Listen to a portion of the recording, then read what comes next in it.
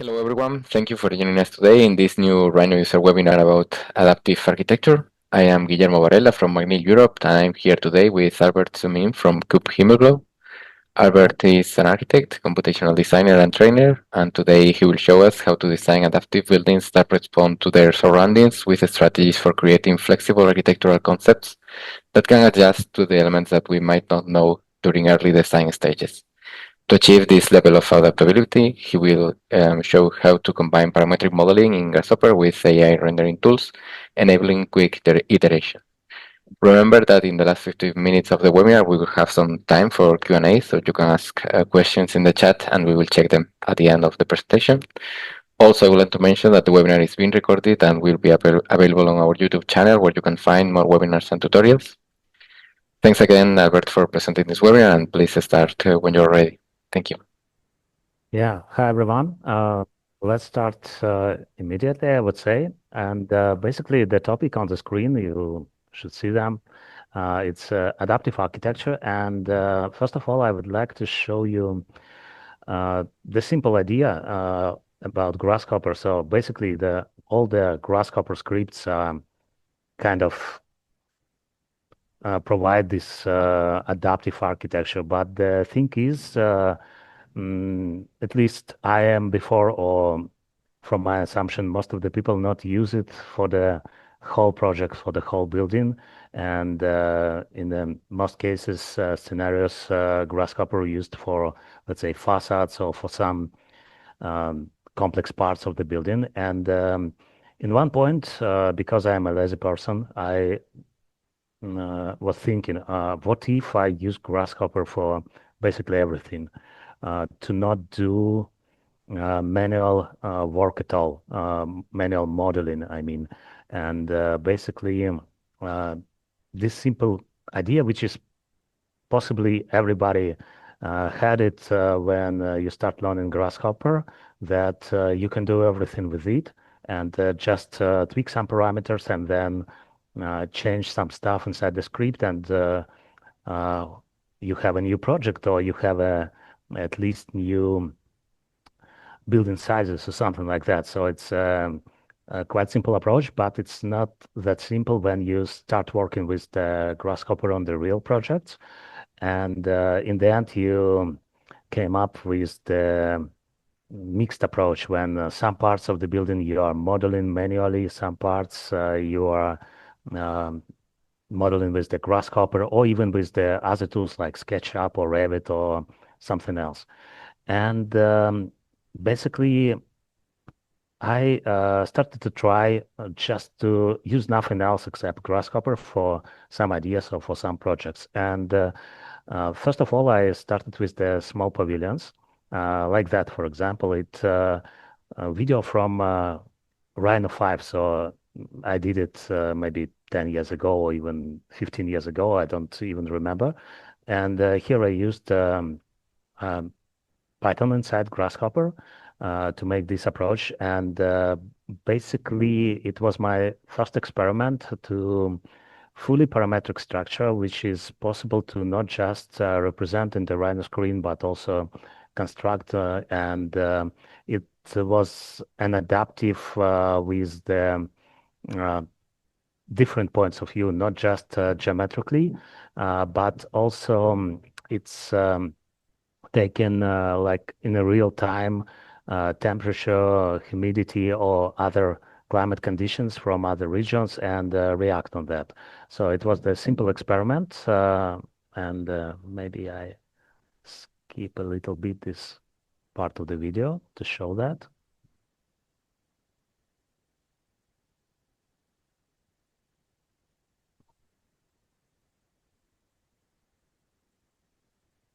Okay. Yeah, I see in the chat that some people don't see the presentation, but seems like everything is fine. Yeah, I think it's working. Maybe it's just changing from some settings in Zoom or try to join again the meeting. But I think it's working for some people or for most people too. Okay, good. So here is the sample when in the real time these nodes taking the temperature from different regions all around the world, and the whole structure adapted to it. So basically, it was the thing I experimented and how these patterns open more or less depending on the temperature or other parameters. So in this case, it's just the temperature. And this was the first simple approach, but then I tried to do the same with the building scale, let's say. It's also from the same period of time, so about 10 years ago. And this was a competition project which I did in kind of the plot was kind of the forest, and the whole building should adapt it to this forest and should place inside different trees formations and also react on a shadow from this tree. So basically, here the whole facade, also floor plans, and not the floor plans, but the floor outlines, let's say, were adapted by your outline of the whole building. And you can easily edit it. It's an important thing, which I will show you later with the more complex projects. But here is also the simple approach when you just um, place the building inside this trees formation and also how this trees shadows affected facade. It's more transparent or less transparent, let's say. So it was two different things right here. And also you can see on the background a couple of more outlines because it was not just the one buildings and you can just attach one or another and make this thing. And recently I did a few renders of this project with AI. So basically back then, 10 years ago, I just used V-Ray for Rhino. And now I tried the same with the new AI tools and it's working quite nice for me. And I would say it's complete, this approach, because you smoothly can switch from one step to another, from the modeling to rendering or even animation. And also for the more complex project, I will show you probably better samples. But here it was my first test, let's say. And so now I'm working in Coop Himmelb already 5 years. And basically, what we are trying here, it's also to at least experiment with such approach. And we did a few projects for that purpose, experimental purpose, let's say. And I'm going to show you some of them, which are quite interesting. And the main goal of such project, of such experiments, let's say, it's make adaptable project if we, for example, don't know exact inputs from the clients, or even for some cases we didn't have even a plot of for the projects because client wasn't certain about one or another area to place this building or even city formation. So it was a different scales of these projects. But probably I will start to show you and then it will be more understandable. So this first project is a tower. And basically here it was a yearly concept for United Arab Emirates. And here is um, we didn't have all the inputs from the client. So we have some of them, like a desired area, but for example, we didn't know exactly the height of the building or what exact plot we should occupy because it was a few different possibilities for us. And what we did is this simple Grasshopper script is quite small to create the whole geometry for the facade, plinth, cores, and a structural framework, let's say.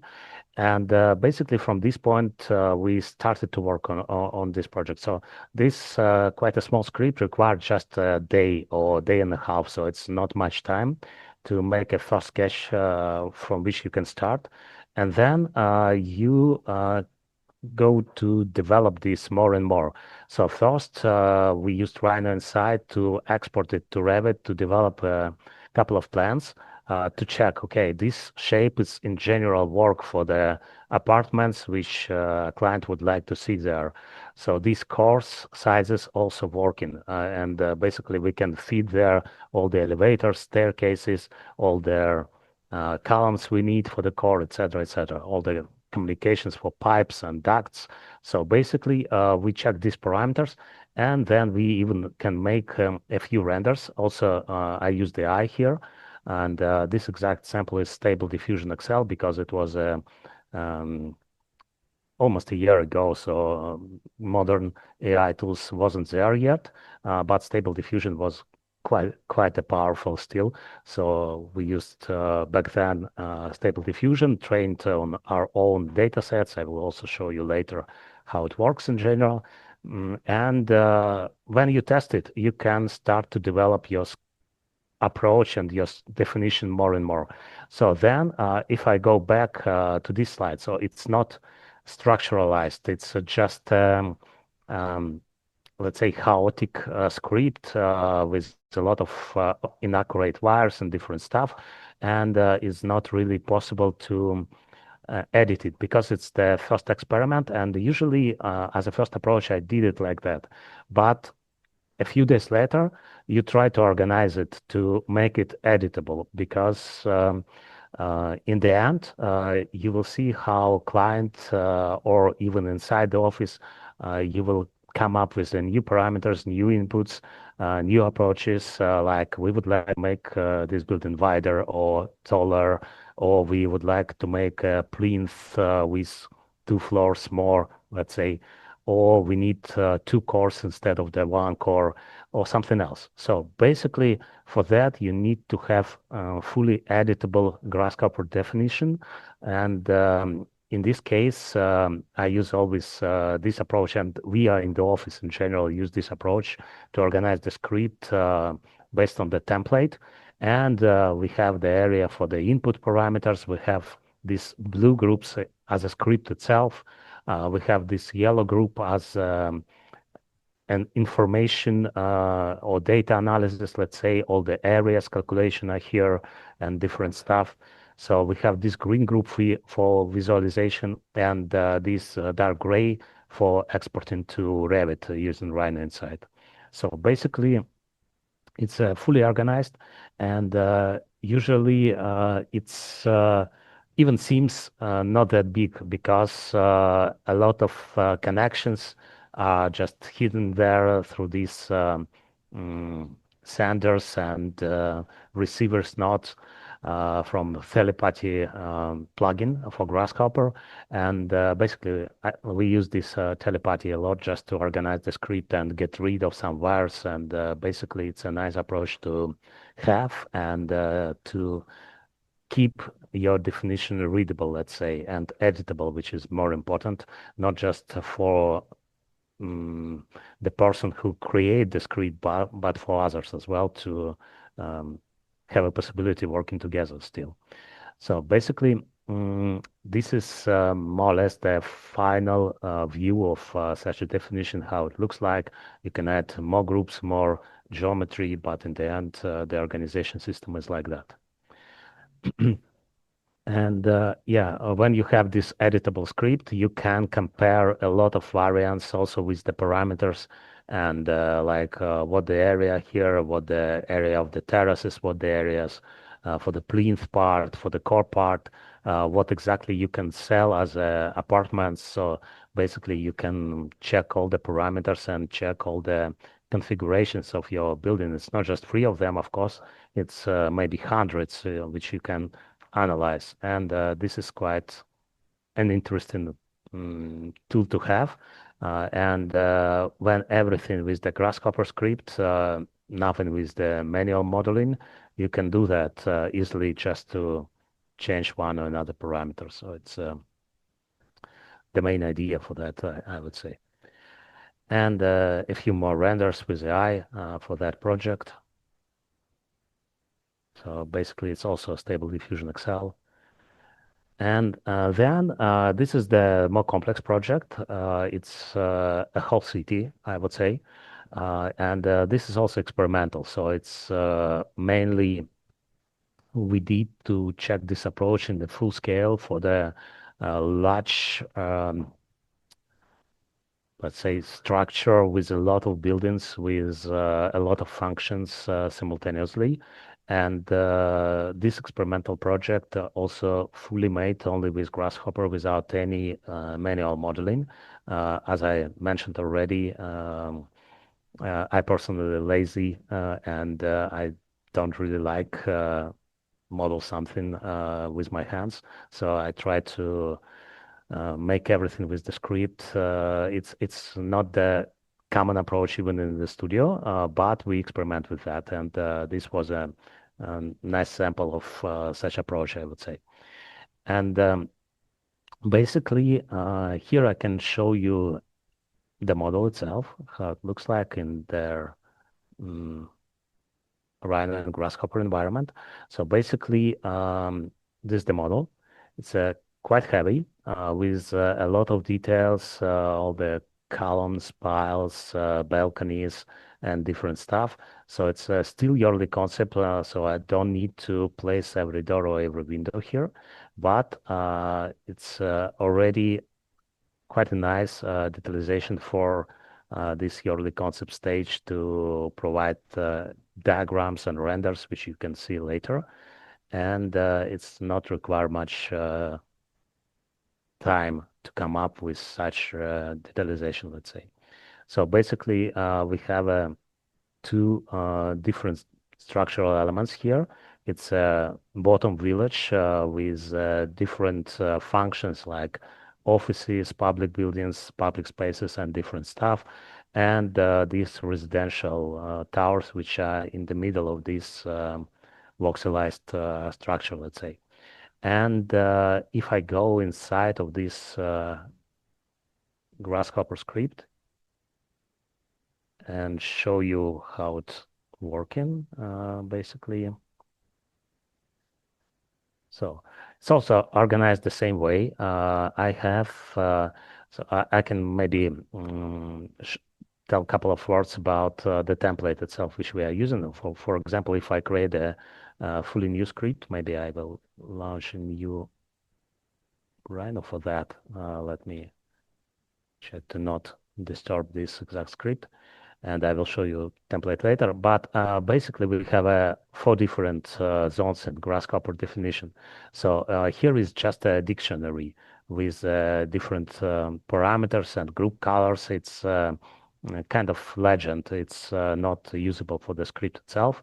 And here is the area for sketches. If we try some ideas, and then it's either not working or it's like a variant or something like that. It's on this quarter of the script. And here on this part, it's all the input parameters and the output visualization and data analysis and different stuff. So basically, this is the main, um, let's say, center from which you can control your script, your definition. And basically, you don't need to know how to script working. If you go there, all the parameters like floor height or length of the buildings or number of floors are here. So you don't need to really go deep into it or and find one or another parameter inside of the script. So basically, everything organized in this system. And here is the body of the script. So basically, all this model created by these blue groups, and then it just provided the information for green groups to visualize the result. Let's say this is the idea. And let me check. Rhino already launched, I think. Yeah. So, and I launched Grasshopper as well.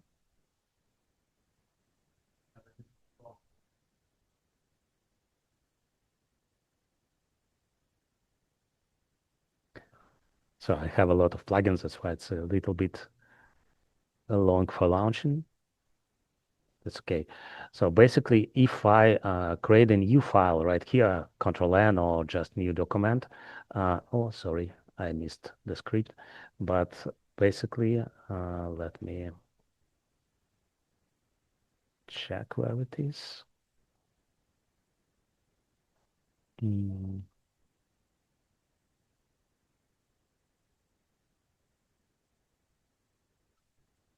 So I have this template, let's say. And then, by the way, if you have template, you can just put it in the preferences, then files, and go down. And this is the link for your template. It's basically just a Grasshopper file. And then when you create a new script, it started with this template, and I have these 4 zones right here: dictionary, parameter, sketch, and definition. So basically, this is the whole approach, what I would like to show you. And yeah, then, of course, you can try to change something. For example, if I just change the maximum height of these towers, just to show you, it's not a fast script because a lot of geometrical elements here. It's like a small city scale of this structure, but let's say we will try to change maximum number of floors for these towers for 17, or even maybe to make it more interesting, 20, to make it more contrast.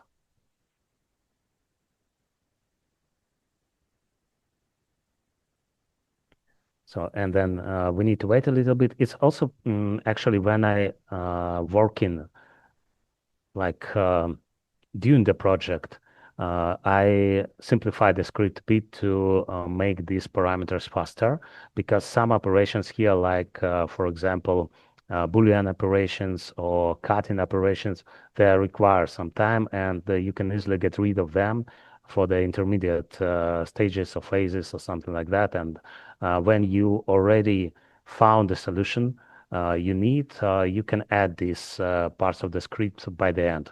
Also, in some intermediate steps, I use a lot of mesh geometry instead of BREP, also just for make it faster.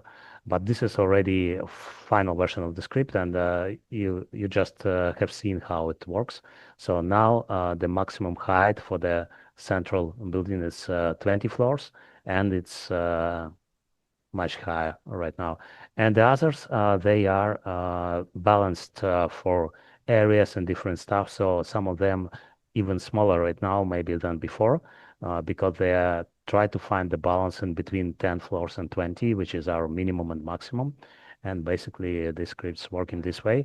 But of course, you can change all the other parameters here to adjust your design and to follow um, the goal parameters you need, let's say area for the apartments or something like that, or amount of people which could live here.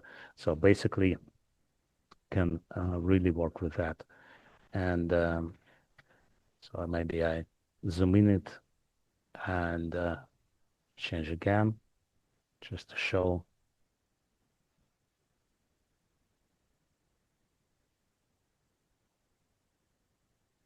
Yeah, probably what I'm showing right now is an answer for the question from Sada. Could you briefly show how your parameters affect your design decision? Because it seems too symmetrical. Yeah, basically the grid itself, I will show you later. Now I only working with the parameters for these towers, but the grid itself, it's defined by their like initial grid. I can show you later, and this grid is symmetrical, but you can easily change it. Let me show you. So this is actually maybe I hide some layers right here because it's aligned to each other. And if I hide everything and show you initial grid, so it's quite symmetrical right here. So this is my input for the grid of the city. And then I work with them like separately and make them a little bit more tricky because I need a place for the towers in between this grid. And basically this my final approach. And yeah, it's quite symmetrical. But of course, on this step, you can change something. So I have some parameters right here. Where is the buildings themselves? So this is the places for the building. And basically, this working as an attractors. And they make more space for these buildings right here, right now. And then I get rid of some of them to pick only amount of building I need. So it's all the possibilities, let's say. And then algorithm taking some of these buildings. And basically, of course, you can implement any logic right here to make this grid even more tricky, even more complex, not that symmetrical as it is right now. So basically, on one or another step, you can do whatever you want. And so here is the basis for the whole structure. But then you start working with details, and in the end, you have some elements here. So let me check. It's already a lot of geometry. Uh, yeah, it's basically here we have all the voxels for this final structure based on the initial grid. And yeah, so just like that, you can implement any logic for one or another step and make it more and more complex. So let's say keep it like that for now. And yeah, then you just need to find a few nice cameras, few views, and make renders from them. So for cameras, I prefer to save them in Rhino as well, just to control the views this way, to always have a possibility to export them, or if I somehow delete the screenshot or accidentally move it in the other folder, I can always return to one or another view. And let's say I have this view and other views for renders, and all what I need is just export it from this view and then start working with Conf UI or other AI tools, because in the office we have two main tools for AI rendering. It's our own app, which is called Deep Himmelb. You can find the information about it on Coop Himmelb website. And if you just type Deep Himmelb in the search there or just in the Google, you will find it as well. And it's like a common tool for everybody in the office. And for more advanced user, we use Conf UI to first check different AI algorithms and then implement it to Deep Himmelb and also for training models and different stuff. So basically, mm, this is how it looks like from inside of Rhino. And let me go back to the presentation. And then I see some questions. I suppose I will return to them later when I finish the presentation, and then we can talk about Yeah, all this stuff. Yeah. we can check them later when you finish, if you prefer. Mhm. Yeah, second AI tool, it's Conf UI. This is the quick question I can answer immediately, and I will show you today some stuff there.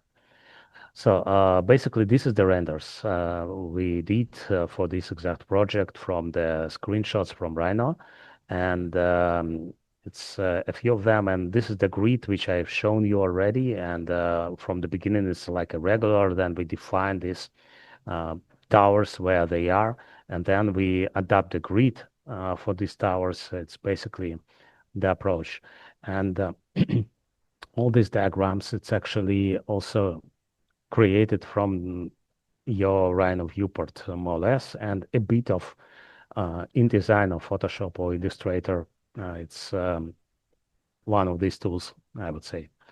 So this is also just a screenshot from Rhino, and only arrows were added, but basically even arrows you can provide through Rhino, and you don't need even such manual work for a representation of brochure. And this diagram shown how towers come to this grid structure. And another diagram which shown how this district can be extended, let's say next on the next phases, etc., etc. So basically, it's also diagram provided from Rhino viewport, and just arrows and text were added in Illustrator, but basically, it's also possible to do it directly in Rhino.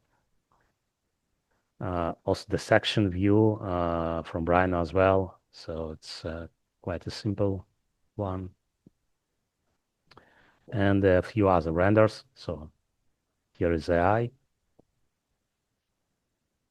Some interiors, which you can do as well with AI. Even if you don't have such geometry as tables, sofas, and different stuff, you can make such renders based on your exterior geometry, let's say. Details of the facades, so it's quite a clean, nice render with all the details I need. So basically, work like that. Another diagram from Rhino. And this top view also from Rhino with defining all the functions and walkable roofs on this village site, and some 3D diagrams. Also, there were different text annotations here, but I get rid of them for this exact presentation to make it more clean view from Rhino only, to show what you can do just with this tool. And a few other renders.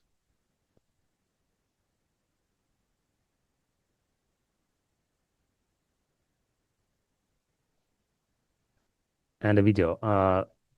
Yeah, I think after this video, I will show you exactly how renders were made with which tool, because I see a lot of questions about that. And but first, let's start with this small video.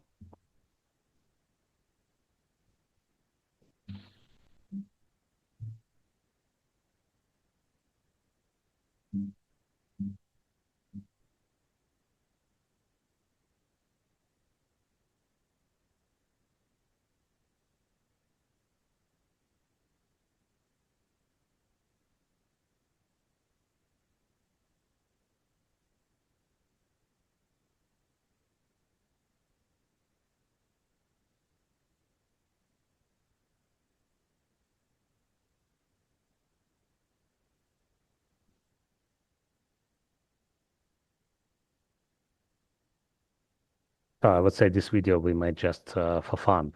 And now we talk about AI. Basically, this is the next step from Grasshopper and Rhino to make visualizations. And for the later stages, when we have more details in our models, and usually we have for later stages a really detailed model with all the elements inside, and for that we use like a proper render tools like Unreal Engine or Blender or something. But for your early stages, just to have a quick overview, quick presentation of your project, I quite nice, I would say. And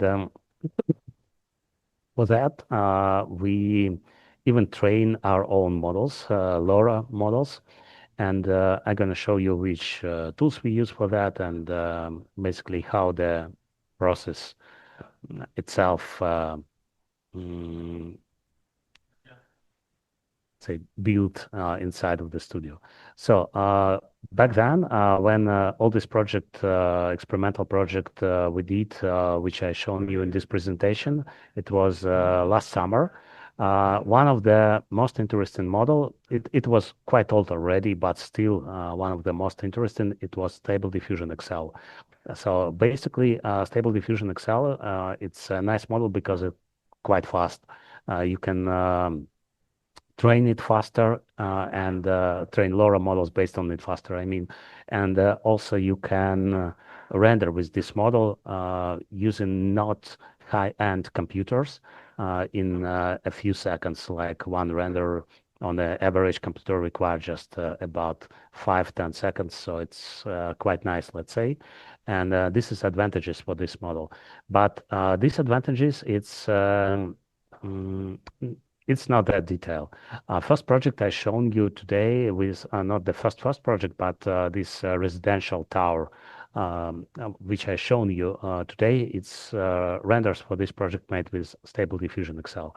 But it was, I would say, quite tricky because it's the model which is not fully understand your intention, and you need to redo a lot of renders, and then you need to make a lot of work in Photoshop afterwards to just make details looks nicer or at least real.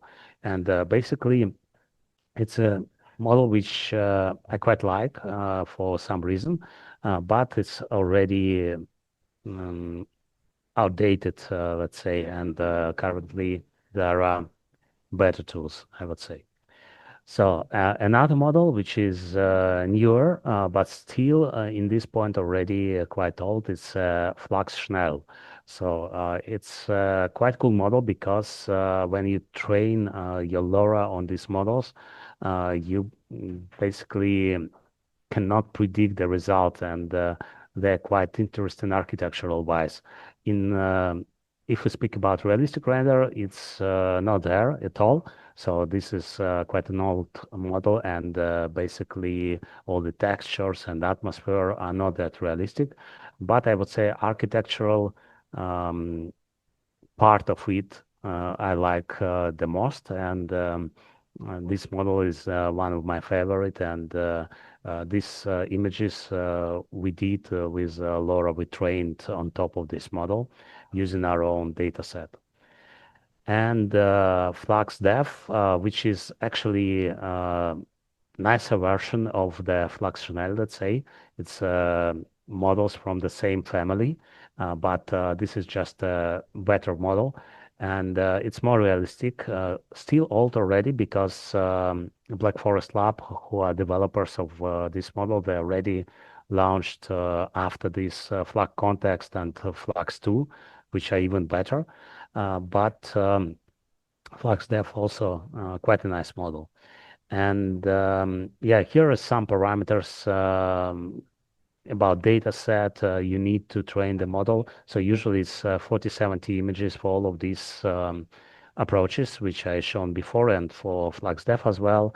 And speed of training is quite different. So for this exact model, it's about 6 hours on a good computer, and or if you have a server, maybe even it will be faster, but I would say it's good. So the disadvantage for us, it's not possible to use this model commercially.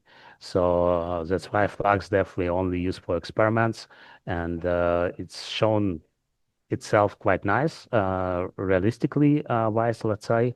But for commercial projects, we can only use either FluxChanel or SDXL if we speak about old models. So basically, was a nice experiment, but basically for the studio is useless in the end because you cannot use it commercially. And it's about the license of this model. And actually, uh, I also go deep a bit to how you prepare a data set for the training. You need a lot of images, like 50 or 70. So it's like number of images you need with, let's say, your projects. In this case, we use, of course, our own Coop Himmelb alt projects and photos of these projects. And then you need to describe them with the text. So here is the image file, and right next to it, text file, which is with description of this image, what you can see there.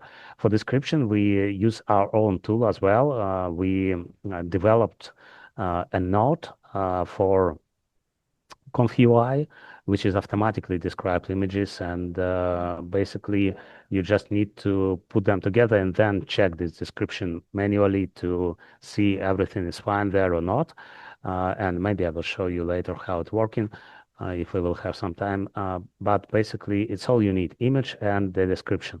And this file, it's like a cache file. It's already you don't need to put it here. It's automatically mm, will be in the folder when you start the training process. So this is not the file you need to prepare. So basically image, description of the image, and for all the images, it's all you need. The thing is, you need the images with the good quality. So in our case, all these images are photos of built projects built by Coop Himmelb, and you can find them on our website as well. And basically, mm, because all of them made with the professional photographers, they're quite nice, I would say, and they provide the quality we need for this training. And this is the sample of one of the project Coop Himmelb built in Austria. It's close to Linz, It's a Panem museum. It's quite an old building already, but it's one of my favorite from Coop Himmelb. And I show it here as a sample how it's affecting the result of the training, let's say. So I will skip this slide right now and go back to it after. And this is the rendering process without our trained model and with. And you can see the shape of this Panem project quite reflected in this render. It's not necessarily like that. So not all the renders will be like that. And it also depends on your prompt, your request, let's say, to AI generating. But sometimes you will catch some shapes you provided in dataset. And this is the difference. Without your dataset and with your dataset, you can see, so it's actually working. And this is the tool we used for training. It's a Koya. It's a quite a nice tool for training old models like SDXL or Flux One. And basically, this is the interface. It's old-fashioned, I would say, with a lot of different parameters, and you need to learn about them, what one or another parameter do. And basically, you just need to tune it once, I would say, and then you can just change the data set and train a lot of different models for one or another purpose. Let's say the purpose I've shown you in this case, it's a Coop Himmelb style model, which provide afterwards renders with the Coop Himmelb style. But in general, your purposes could be something else like create a winter renders or night renders, or let's say mix landscape architecture and the buildings somehow, or create a LoRA with the brick or wooden facades or something like that. So your goal could be really narrow, and you can go with it, train your own model, and then your renders will be stick with this goal. And then you can even mix different models, like model which provide, let's say, Coop Himmelb style, and model which provide wooden buildings. Then you mix them together and see what happens. So it's quite an interesting experiment as well. And basically, this what you can do with this training approach and how it's working. And then when you trained your model, you can go to make renders. And for renders, I personally use ConfUI. It's this tool, and it's a node-based interface, just like Grasshopper. And it's one of the tools we are using in the studio. Another tool is Deep Himmelb. I already mentioned it. And basically, I'm not going to show you Deep Himmelb, but this is the common tool for everybody. You can download it for free and use it. So basically, it's quite a nice approach to start with AI. And ConfUI, I would say, is the best interface right now to use AI models. And I will show you in the presentation the difference with the old approach and the new. So this is the huge script, which is use Stable Diffusion XL and our own trained LoRA model. And then this is how renders work. It's quite good, but it's not realistic at all, I would say. In some point is nice. And this black and white is the screenshot from Rhino. I specifically tuned my Rhino viewport to make such screenshots because for old models like Stable Diffusion XL, it was critical. They will need this black and white appearance of your screenshot. That's why I made a special visual style for Rhino to provide this exact type of screenshots. And basically, it's how it worked before, let's say, before Google and OpenAI came with nice multimodal um, generative models, and models like Nana Banana or what ChatGPT has, they actually understand your prompt, your request just with words, without additional parameters, without a lot of stuff which you can provide with sub-processors or trained models or something like that. You just need a prompt. And the cons here, it's paid models. So you need to pay for every generation, but not much, I would say. So for one render, you need to pay, depends what model you use, from 3 US cents till, let's say, 12. And it's not that much for the render you can do with these models. And they are already quite realistic, quite nice. And currently, I use the most this Nana Banana, or official name of this model is Gemini 3 Pro Image Preview. They already have a Nana Banana 2, which is also quite good, but from my tests, the older model, Gemini 3 Pro, is better for rendering purposes. So it's up to you how to use it. And if we go again to the interface, basically, so this is the interface of ComfUI, and when you install it, you just need to download it and install to use. Then you provide your screenshot. For these exact models, it's not necessary to use exactly black and white screenshot. I just still use it because I already have it for this project, and but for other projects, it's I used other type of screenshot like realistic one or Arctic view or something like that. So it's not necessary uh, use exactly black and white for Nana Banana, or how it's called officially, Gemini models. So basically, you can provide this type of screenshot. You can also provide the reference. For example, this is the reference for the landscape design, which I used right here. And then you need to provide your prompt, what exactly should be done here. And I refer to the first input, like using the first screenshot, make an ultra detailed photorealistic render, and then what exactly should be there on the render, which materials and different stuff. And then I described the ground level and refer the second image as a reference for the landscape design, and also mentioned what exact elements I'm interested for. So basically, these two images combined provide for you the result. This is not the best result right here. I didn't choose this one for the final presentation of the project. But then if you don't like it, you just can launch it again and see what happened next time. Maybe you can adjust your prompt with some new words if you don't like one or another approach.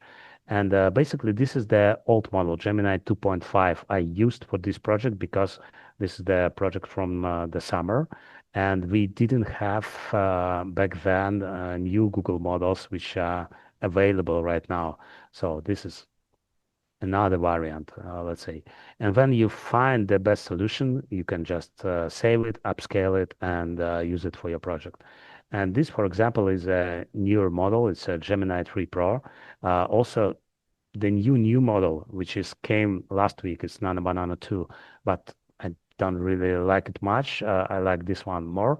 And basically, the same approach, screenshot reference for the landscape, and then you can see the result. Here is materials are better, I would say. All these details nicer than in Gemini 2.5. And but it's still not the perfect image. You still need a couple of attempts to find the best solution for you. And then you can switch to 4K to upscale your image, and came up with the nice resolution, let's say, and basically it will be your result in the end. For upscaling, I use, let's say, this approach when I provide my initial image, then use just this simple prompt, upscale this image to 4K, and I mean initial render like that. I put it as an input to upscale, and then it switch to 4K, and I will have a nicer image with the best resolution which is possible to achieve with this exact model. Or even if you need more, there are other upscalers which can provide for you 8K resolution or something like that. So basically, this is the approach for images. And for video, I use mostly Google Flow. And also you can use the same ComfUI because there are a few templates right here. If you go to the templates, stuff, you can see the video, and there are a lot of video models right here, which you can use also for um, video rendering. So if you want to. But basically, I use VL3, not from the ComfUI interface, but from the Google Flow interface. But you can also use it from ComfUI. It's also paid model. If you need something for free, for example, you can use 122, but it's require quite a powerful computer. So it's also possible to use the free models, but they will launch from your own computer, and you need a good graphic card for that. So basically, it's one or another approach will work for you. You can mm, pick the solution for yourself, what exactly you're going to use. In general, ComfUI just not just for rendering or for video animation. It's a tool which has a lot of elements like in Photoshop, like make an image more contrast or brighter. So you can replace with ComfUI a lot of Photoshop functions as well and make a long definition to make a final image in the end. So basically, you can find some templates right here if you start with it. And for me, and I would say for these experiments inside Coop Himmelb Studio, we found out that this approach, when we have the full Grasshopper definition, which is create let's say the final geometry for you, at least for the pre-concept phase or for experimental projects. And then you switch with AI without almost any manual modeling or scene building for renders. It's quite a smooth workflow to achieve the result for yearly concepts. And I would say it's quite nice, especially if you're able to make your own tool to for one or another step to provide your own nodes for ComfUI, to provide your own trained models for rendering, to make, of course, your own Grasshopper definition with custom nodes, especially. It would help a lot to achieve this goal and get rid of manual steps, let's say. So basically, I have maybe two more slides. So it's a Coop Himmelb website. If you go there, you will find some nice projects, I would say, and you can explore it. Most of them are already built in the different regions all around the world. And also, this is my Instagram if you like to subscribe. And I have Telegram channel if you have some questions or would like to chat. So basically, Telegram is probably a nice tool for that. So this is the Telegram. Okay, this is it. Let's maybe go to your questions. Yes, thank you so much, Albert. It has been a really nice presentation, very interesting, as we were expecting. So thank you so much. Yeah, there are many questions. Probably most of them you already answered during the webinar that we were asking, and you were answering them in the next slides. So I think it was great. But there are some that we can check. So the first one was about what Grasshopper plugins were you using? Because I'm not sure if you can show the most important ones or the most relevant. Yeah, so we can divide this question for this exact script, for example, and in general, because they are quite different, I would say. So for this exact script, which is interesting, I use these voxels. So this plugin, I'm not sure this is, so it's a tab in Grasshopper called voxels. I suppose if you just try to search it on Food for Rhino, you maybe found another name like voxel grid or something like that. I don't exactly remember, but the icon it's like a green cube or something like that. It's similar to these icons which you can see right here on the screen. And so I use this voxels tool for the script. Also, which is important I think, is axolotl to smooth your final voxels to more interesting geometry, let's say. So this is another plugin I used right here. And some small stuff from one or another plugin, like one node from Heteroptera, let's say, another from Pufferfish, but they are not the main tools, so you can replace them in this exact script with something else. For in general, for a lot of different definitions. What I use is telepathy to organize your definition with these senders and receivers, let's say. So you can send your parameter through this block. And basically, if you just double click on it, you will take the receiver, and then you can put this receiver on one or another part of your script, and then start from this element, let's say, your own definition. So it's for organization is a quite nice tool. Um, what else? Rhino inside Revit, of course, to transfer geometry to Revit. For a lot of projects, we use it. Um, if you have tricky geometry, so pufferfish, one of the most important thing for you, as well as Weaverboard. It's also interesting. For some also experimental projects, we use WASP to make a modular architecture, which is quite a nice tool to connect the models with the rules and different stuff. So basically, a lot of plugins, you can see them here. And we basically use one or another for different projects. It depends on your goal, let's say. And so I hope Yeah, I answered. yeah. I was going to connect with the next question that maybe is related. Is if you also use environmental parameters. I was thinking if you're using, I think Ladybug. Mhm, Also, I share the plugin is Voxel Tools, the previous one mhm. you were talking about. Yeah, yeah. So yeah, Ladybug we use a lot for all the analysis, and it's almost in every project, of course.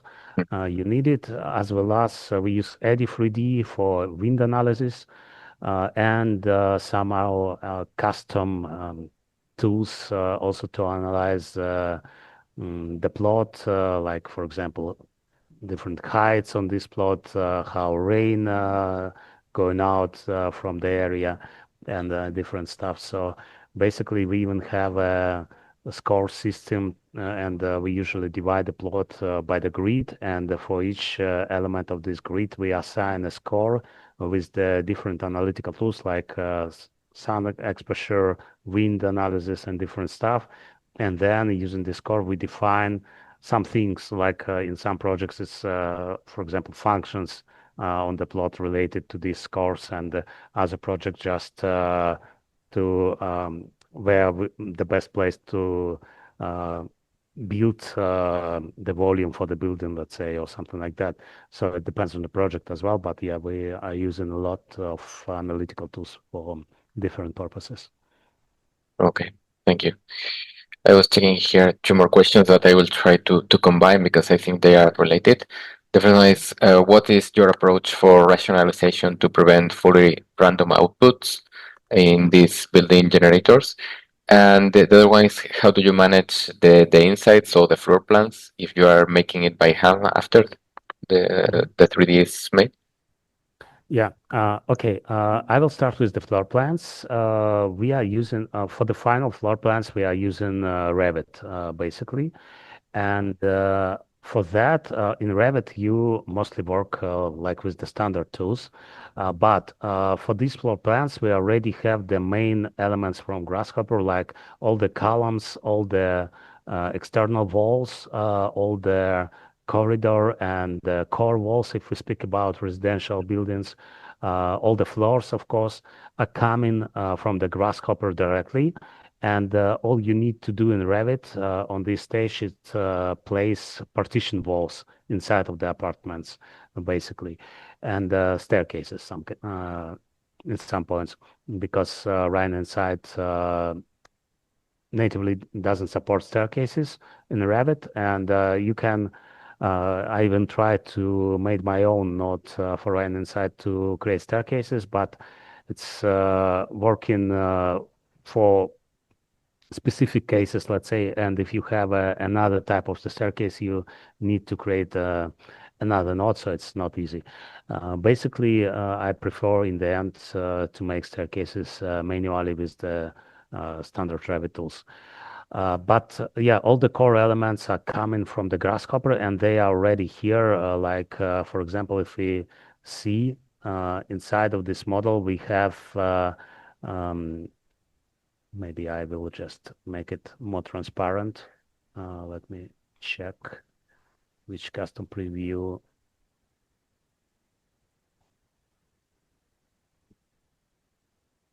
related to it.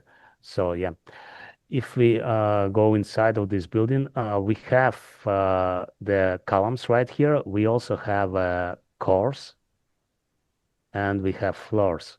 So basically, as well as terraces.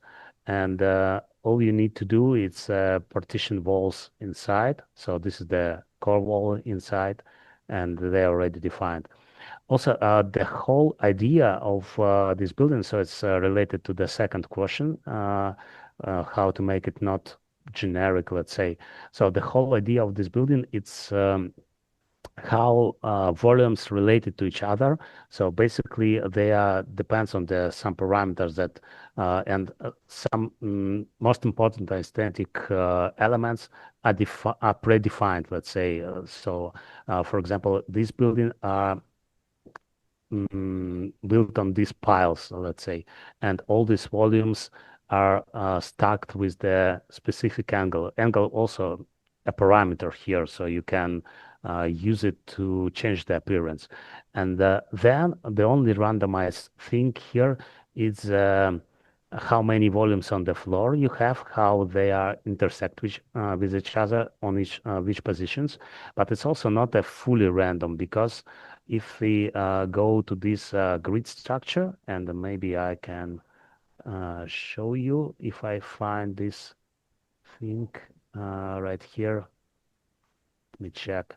Yeah, you have this predefined grid system for each building, and basically inside of this grid you place your volumes with a bit of shifting, and but shifting also with this grid step.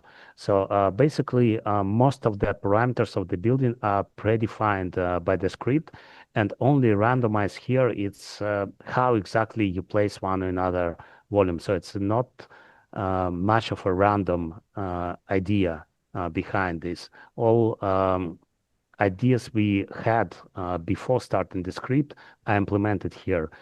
We still have a bit of the randomness, but it's like a on purpose already. And what we would like to achieve already in these parameters are already in this script, and we fully control it. If we don't like some part, we just reimagine it with another script, and we will achieve the result what we wanted exactly. So basically, it's working this way. Okay, perfect. Yeah, there was another question, but I think it's already answered. It's how do you manage when you try to, or when the project, the client or whatever, demands to make changes that are outside the definition, that you can easily adapt the definition to those changes. Yeah, basically, all these parameters help with it. So as much as you try to predict what exactly could change, you implement it as a parameter, not as a fixed input. And then when you change the parameter, you change the whole output. So basically, this is the idea behind it. Okay, perfect. There are now more questions more about the AI and rendering stuff. Is if you do the upscaling to 4K inside ComfyUI, or do you use another tool? Yeah, I mostly use ComfyUI for upscaling. It's either in all last cases, I just use this Gemini approach I shown you during the lecture when I first make the image in 1K resolution, and then if I like the image, I use the same Gemini model to upscale it to 4K. Just use this image I like as an input. And another approach is just use the proper upscalers, like based on, for example, Gwen image or Flux model. They're quite good in combination of with the upscale model. And for that, you need a more or less good computer because it's already working on your machine. But the plus, this is for free for you because it's not require any cloud servers. You just need to download the free model and use it as an upscaler. So basically, it's up to you what to use. But in all cases, ConfUI will be in the interface, and it's quite good for that. Okay, just to finish, I was checking here some people asking if you can show again the sorry, your link to your it's Telegram. Yeah, Yeah, I sure. missed the question now, but yeah, it was the Telegram. Yeah. Yeah, so many people was asking for that. And then there are many messages says thank you, saying that the presentation has been really interesting. So thank you again. I really think it was really interesting. We're out of time, so if there are any more questions, so you can ask them in the Telegram or in the YouTube video that I will try to upload tomorrow morning, and I will send an email to you when it's available, so you can check it again. Because there is a lot of information here, very interesting. So thank you to everyone for attending the presentation, and thank you, Albert, for all the work. Yeah. See you. Ciao, ciao. Have a nice afternoon. Bye bye. See you. Ciao.